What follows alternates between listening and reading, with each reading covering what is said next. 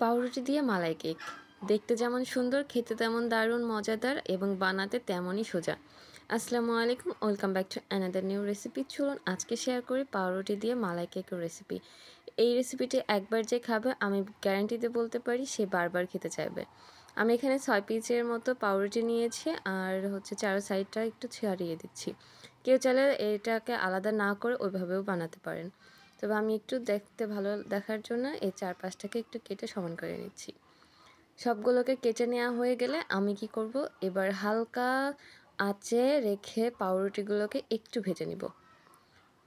খুব বেশি কালার আনা যাবে না বা একদম চুলার আঁচটাকে অতিরিক্ত বাড়িয়েও দেওয়া যাবে না, একদমই লো আঁচে রেখে এগুলোকে ভেজে নিতে হবে, দুই পাশ উল্টিয়ে পাল্টিয়ে। পাউরুটিগুলোকে ছেঁকে নেওয়া হয়ে গেলে উঠিয়ে রাখতে হবে। আর ওই সেম ফ্রাই প্যানের মধ্যে আমি এইখানে 1/4 কাপ পরিমাণ চিনি দিয়ে দিচ্ছি ক্যারামেল তৈরি করার জন্য। ক্যারামেলটা তৈরি করলে পরবর্তীতে যে মালাইটা তৈরি করব সেটা দেখতে সুন্দর হবে। চিনিটা দেওয়ার পরে নাড়াচাড়া না করলেই হবে, এভাবে কিছুক্ষণ রেখে দিতে হবে। তারপরে যখন চিনিটা হালকা আস্তে আস্তে গলতে শুরু করবে তখন নাড়াচাড়া দিয়ে মিশিয়ে নিতে হবে। অনবরত এই পর্যায়ে এসে নাড়াচাড়া দিতে হবে যেন ক্যারামেলের কালারটা সব দিকে একদম পারফেক্ট আসে। কোনো দিকে পুড়ে যাবে বা কোনো দিকে সাদা থেকে যাবে যদি নাড়াচাড়া কম হয়।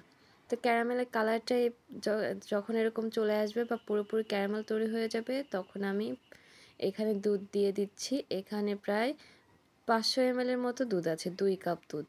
আমি এবার 2 কাপ দুধকে প্রায় অর্ধেক করে ঘন করে নিব। প্রথমে ক্যারামেলের সাথে দুধটা দিলে ক্যারামেলটা একটু শক্ত হয়ে যেতে পারে, যখন জাল পড়বে বা একটু গরম হতে থাকবে তখন কিন্তু ক্যারামেলটা আবার গলে যাবে, এতে ভয় পাওয়ার কোনো দরকার নেই।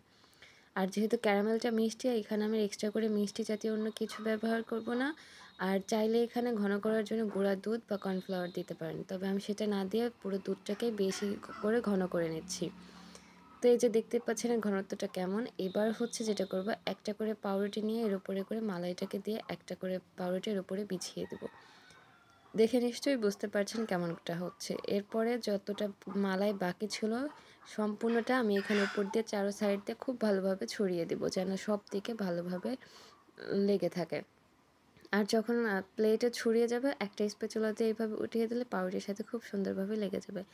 এবার চলুন কেটে দেখাই এটা কতটা সফট হয়েছে আর খেতে একদম মজার ছিল। আলহামদুলিল্লাহ, আমার কাছে খুবই ভালো লেগেছে।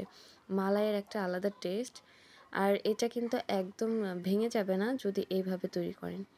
তো আজকের রেসিপিটি কেমন লেগেছে আমাকে জানাতে পারেন। আজ ছিল এ পর্যন্তই। আমার চ্যানেলটিকে সাবস্ক্রাইব করে রাখবেন আর যারা ফেসবুক থেকে দেখছেন পেজটিকে ফলো করে রাখবেন। পরবর্তীতে কোনো ভিডিওতে দেখা হবে। বিদায় নিচ্ছি। আসসালামু আলাইকুম।